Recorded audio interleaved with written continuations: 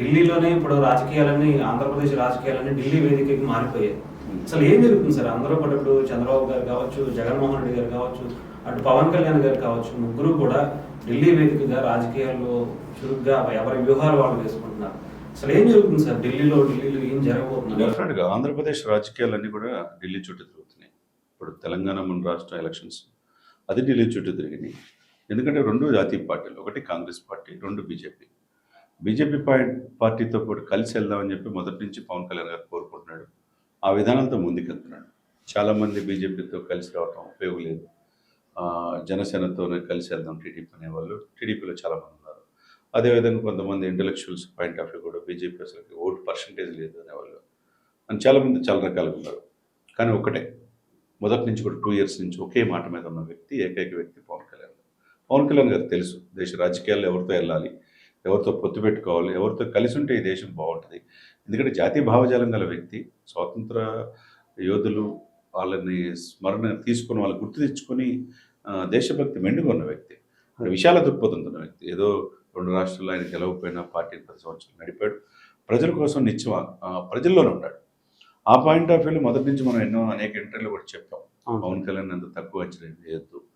ఎందుకంటే అతను నిన్న జరిగినటువంటి ఒక నేషనల్ మీడియాలో కూడా జనసేన లేకుండా ఏపీ రాజకీయాలు లేవు, ఉండబోవు అనే విషయం కూడా వాళ్ళు చర్చలో తీసుకున్నారు. రాజ్దీప్ సర్దేశాయ్ ఇంటర్వ్యూలో దేశవ్యాప్తంగా 3 of the nation సర్వేలో భాగంగా ఇంటర్వ్యూ చేసినప్పుడు వితౌట్ పవన్ లేని రాజకీయాలు ఊహించుకోవడం కష్టం అన్నారంటే, అటువంటి సీనియర్ పాత్రికేయులు అన్నారంటే అర్థం చేసుకోవచ్చు. పవన్ లేని రాజకీయాలు ఆంధ్రప్రదేశ్లో ఊహించుకోవడం కష్టం. ఎందుకంటే ఈజ్ ద ట్రబుల్ షూటర్. ఎందుకంటే సమకాలీన రాజకీయాల్లో బాగా అన్ని కూడా ఓర్పు, నేర్పు, చేర్పు, కూర్పు అన్ని కలిస్తే పవన్ కళ్యాణ్. 4.5 దశాబ్దాలు ఉన్న పార్టీకి కూడా ఒక అండదండ ఎవరు ఉన్నారు టీడీపీకి? పవనే కదా. పోరాట పటిమ పవన్లో ఉన్నది. అది పవన్ కళ్యాణ్ ముందు పెట్టి రాజకీయం చేద్దామని టీడీపీ అనుకుంటుంది. అది పవన్ కళ్యాణ్ ఏమనుకుంటున్నాడు, బీజేపీతో కలిసి వెళ్తే ఈ 3 పార్టీల కలయికతో అవినీతి రహితమైన వైఎస్ఆర్సీపీని, జగన్ని గద్దె దించాలంటే ఓటు చెల్లకుండా ప్రభుత్వ వ్యతిరేకతను ఇచ్చేసుకోవాలి. ఆ పాయింట్ ఆఫ్ మొదటి నుంచి ఒకే విధానంతో ఉంది పవన్ కళ్యాణ్.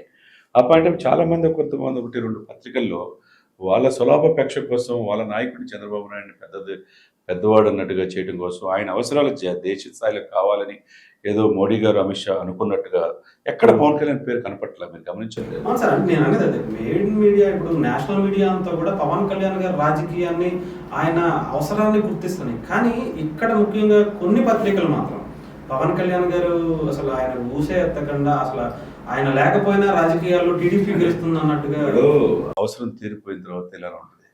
స్థానిక సంస్థల్లో పోటీ చేయలేని టీడీపీ పార్టీ చివరికి వాళ్ళ నాయకుడు 4.5 దశాబ్దాలను అనుకున్న పార్టీ నాయకుడు స్కిల్ డెవలప్మెంట్ కేసులో జైల్లో ఉంటే 55 రోజులు బయటికి కూడా రాని నాయకులంతా ఏమైపోయారండి?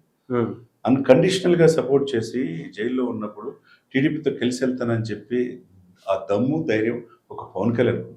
వీళ్ళంతా ఏమైపోయారు? ఇప్పుడంతా వీళ్ళంతా బయటకు వచ్చిన తర్వాత ఆ సెంటిమెంట్ని ఆసరాగా తీసుకొని పవన్ ఉపయోగించుకున్నాం, ఈ కరివేపాకులా ఇది చేసుకుందాం అని అనుకుంటే కాదు, కుదరదు. రాజకీయాలు అంటే వాళ్ళ విఘ్నత అంతే, వాళ్ళు అలా వదిలేసేయాలి అంతే. వాళ్ళు మానసిక రోగులుగా చూడాలి. ఇప్పుడు ఏదో పత్రికలు వేసుకున్నంత మాత్రాన పవన్ కళ్యాణ్ మీటింగ్లో 50,000 లక్షల మంది ఏదో బస్సులు పెట్టకపోయినా, వాళ్ళ పొలావ్ ప్యాకెట్లు ఇపోయినా, మంది అయిపోయినా వస్తారు. వీళ్ళకి రమ్మానండి, ఖాళీ కుర్చీలే కనపడతాయి. ఇప్పుడు అతను పెట్టుకుని ముందుకు వెళ్దామని మీరు అనుకుంటున్నారు. అన్కండిషనల్గా సపోర్ట్ చేసే ఆ వ్యక్తి వెళ్ళినప్పుడు ఆ వ్యక్తి ప్రాధాన్యత ఎలా ఉంచాలి? ఆ వ్యక్తిని తక్కువ చేస్తే మీరే పోతారు. ఇప్పుడు ఆయన అవసరం మీకు మొన్నటిదాకా కావాలా? ఇప్పుడు అవసరం తీరిపోయిన తర్వాత పవన్ ఏముందని చెప్పేసి పవన్ పేరు ఎక్కడ కనపడదా? ఆయన 1,00,000 మంది సభల్లో మీటింగ్లు ఉంటే ఆయన 12వ పేజీ 13వ పేజీ చేస్తారు. వీళ్ళు లోకేష్ బాబుకి, చంద్రబాబు నాయుడు గారు 500 మంది 1000 మంది ఉన్నా ఫస్ట్ పేజీలో ఉంటుంది. అంటే వాళ్ళు ఆ కూర్చుని అదే అని అంటారు చూసావా, కుహన లౌకికవాదులు కావచ్చు, వాళ్ళ బుద్ధి అదే మొదటి నుంచి కూడా అదే.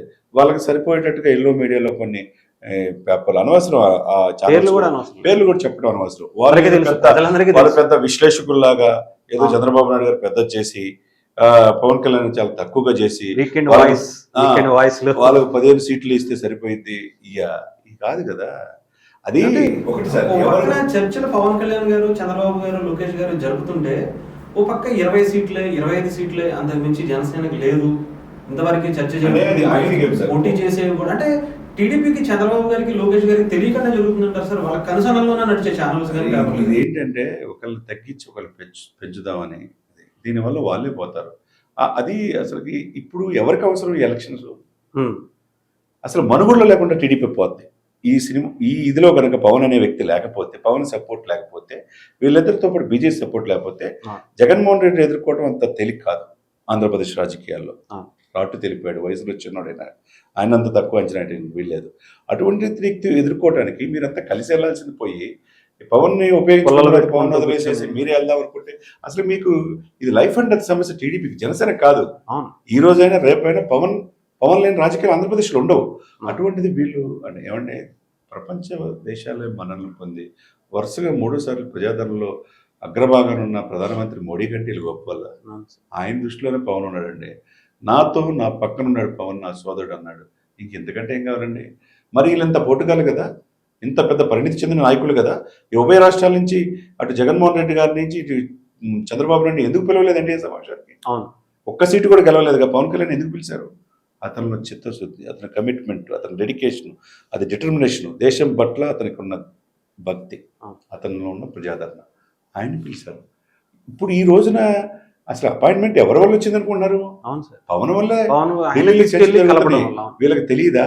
సరే, నిజంగానే బీజేపీకి చాలా దూరం వచ్చారు. మొన్న కూడా వెంకయ్యనాయుడు గారు ఒక ఇంటర్వ్యూలో మాట్లాడుతూ ఎన్డీఏ నుంచి వెళ్ళిపోవాలనుకుంటే వెళ్ళిపో, పర్లేదు, కానీ ముందైతే వెళితే నీకు భవిష్యత్తు ఉండదు.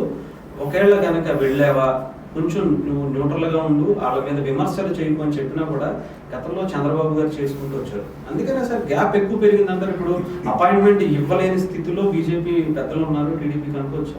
ఇప్పుడు చంద్రబాబు నాయుడిని అంత తేలిక వాళ్ళ నంబరు ఓవరాల్గా ఇండియా అంతా విసిరించింది బీజేపీ.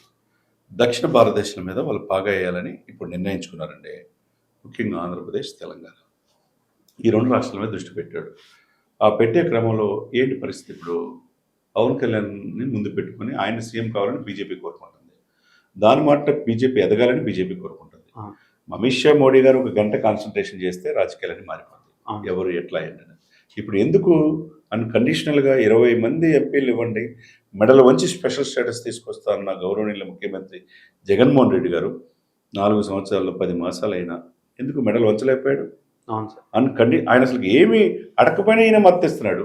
రాజ్యసభలో, పార్లమెంట్లో బిల్లులందరికీ సపోర్ట్ చేస్తున్నారు. నిన్న కూడా పోయి మేము ఉన్నామని చెప్తున్నారు. ఎందుకంటారు?